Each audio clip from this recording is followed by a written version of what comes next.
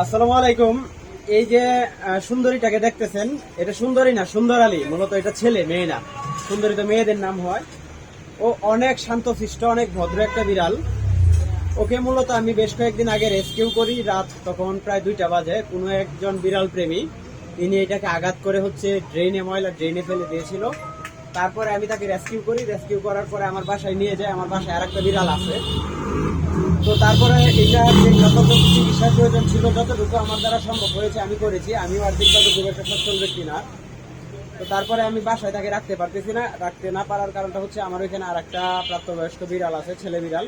দুইটা মিলে ঝগড়া করে। তারপরে আমার বাসাটা হচ্ছে ক্যাটফুড না থাকার ফলে আমি যাদের সাথে থাকি তারা মূলত বিড়াল পছন্দ করে না। আমার পরিবারের আমার মেয়ে এবং আমার ওয়াইফ দুজন ব্যতীত অন্য কেউ এটা পছন্দ করে না। তো আগেরটাকে নিয়ে অনেক জ্বালা যন্ত্রণার মধ্যে আছি। আমার যে একটা ভালোবাসার বিষয়, আমি আমার ভালোবাসার জায়গা থেকে ওইটাকে জায়গা দিচ্ছি। আমি সর্বোচ্চ চেষ্টা করি নিজের সন্তানের মতো ওইটাকে রাখার জন্য। এখন এইটাকে নিয়ে যাওয়ার পর থেকে আমার বাসায় একটা জ্বালা যন্ত্রণা তৈরি হয়ে গেছে আবার নতুন করে।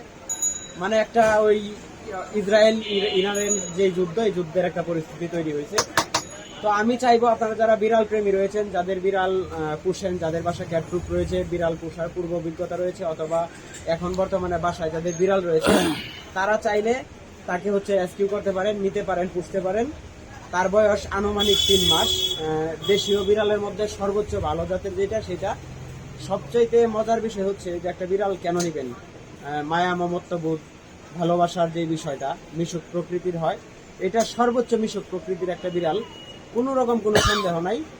আর তার আপাতত নিয়ে কোনো ট্রিটমেন্ট করতে হবে না, হয়তো ভ্যাকসিন দিতে হবে। ভ্যাকসিন দেওয়া আছে কিনা, আগে যার কাছে ছিল সে ভ্যাকসিন দিয়েছে কিনা, এই বিষয়টা আমি নিশ্চিত না।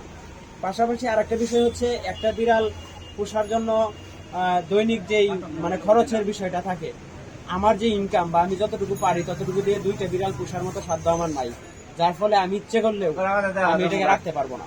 ফিনান্সিয়ালি একটা বিষয় আপনারা থাকে জানেন। অতএব যাদের বিড়াল প্রয়োজন, যারা শৌখিন বিড়াল পোষেন এবং বাসা ক্যাটপ্রুফ রয়েছে, বাসায় কোনো ঝামেলা নাই, 2 দিন পরে নিয়ে ফেলে দিবেন, বিরক্ত লাগবে, তারা এই বিড়ালটা নেওয়ার চেষ্টা করবেন না। আর এটার অ্যাড্রেসটা হচ্ছে খিলগাঁও তিলপাপাড়া 7 নম্বর রোড, তিলপাপাড়া কালভার্ট।